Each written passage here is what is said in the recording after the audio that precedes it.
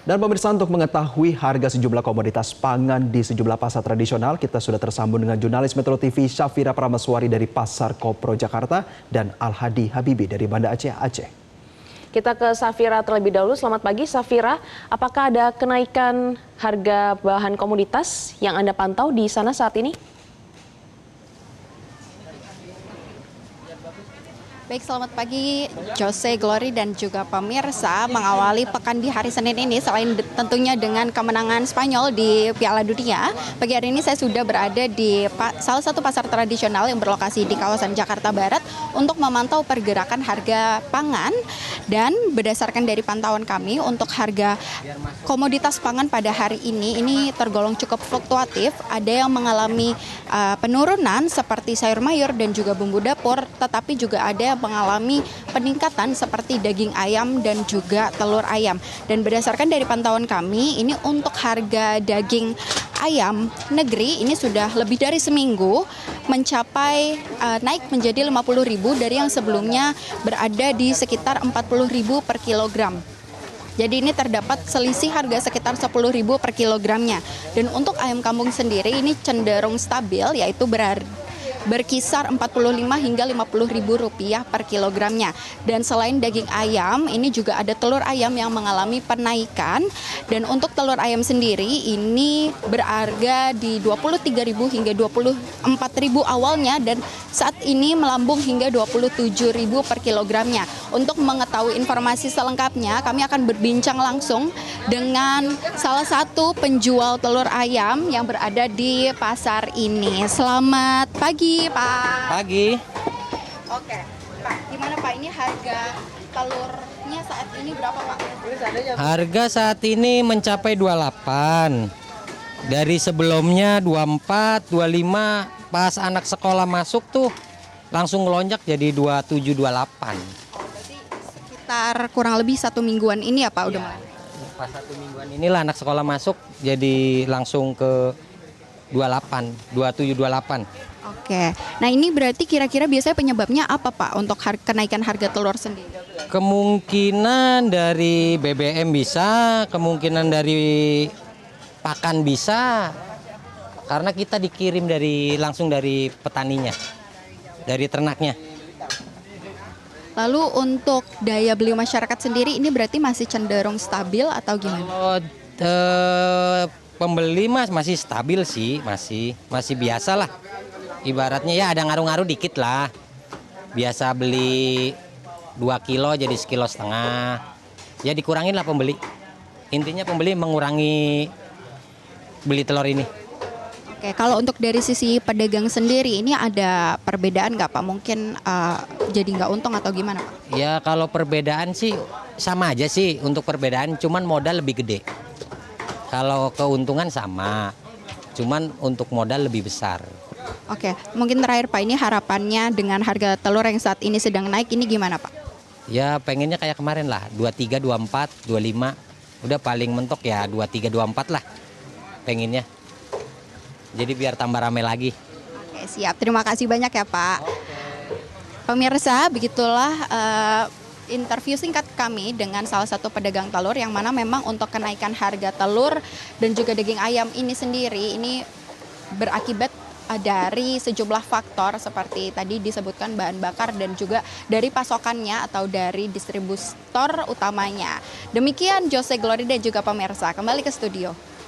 Baik, dari rekan Syafira Prameswari dari Pasar Kopro Jakarta, kita beralih ke rekan Al-Hadi Habibi dari Banda Aceh. Aceh, Al-Hadi, bagaimana dengan pantauan harga pangan di sana?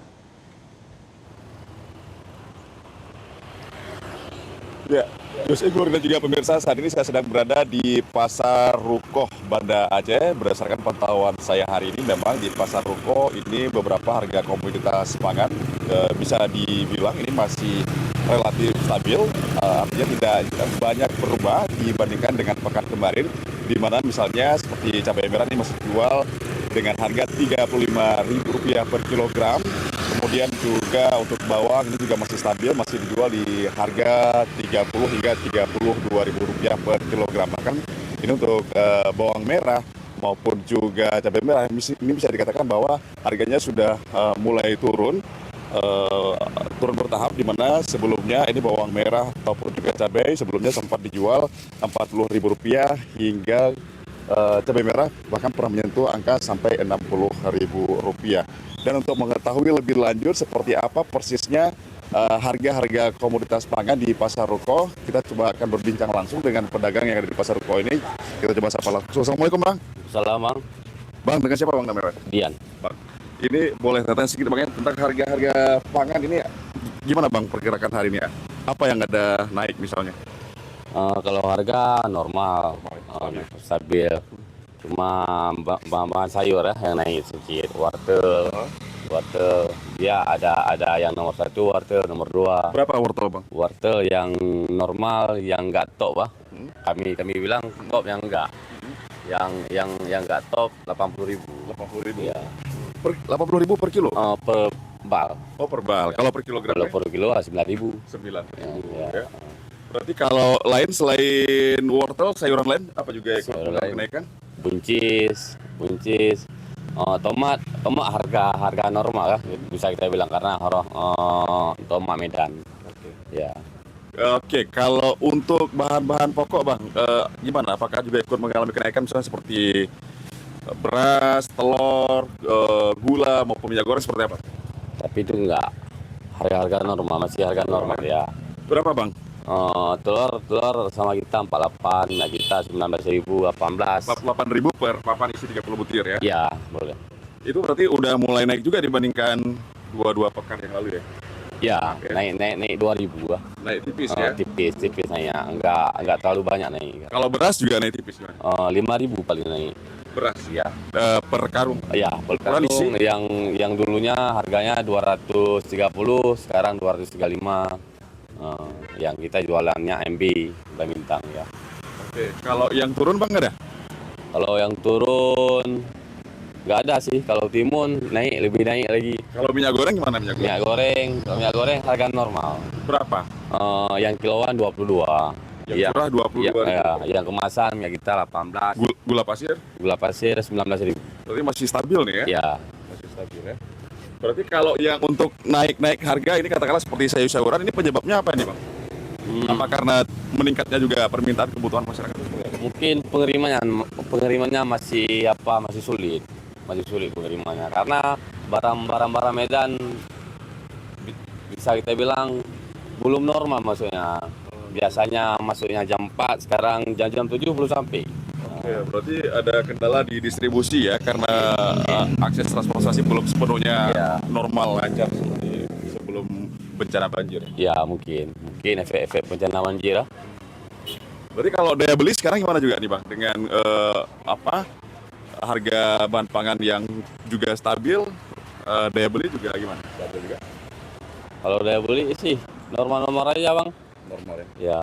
Nggak ada. Orang nggak ngeluh-ngeluh sih. Nggak ada keluhan ya? Nggak ada. Oke, baik. Makasih Bang Yuk, Dian. sama-sama. Ya, dan ternyata memang dari wawancara saya dengan pedagang ini menyebutkan bahwa saat ini harga di pasar tradisional Banda Aceh ini stabil meskipun memang ada kenaikan-kenaikan tipis ataupun juga ada sebaliknya ada penurunan tipis. Ini sangat tergantung dari ketersediaan ataupun juga pasokan dari komoditas tersebut. Sehingga memang kalaupun ada kenaikan harga ini juga kenaikan harga juga tidak signifikan atau hanya tipis.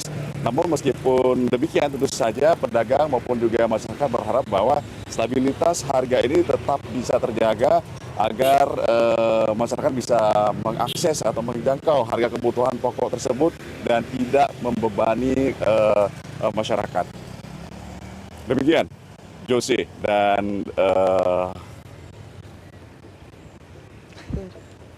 Baik, terima kasih rekan Al-Hadi Habibi melaporkan langsung dari Banda Aceh dan sebelumnya ada rekan Safira Prameswari dari Pasar Kopro, Jakarta Barat.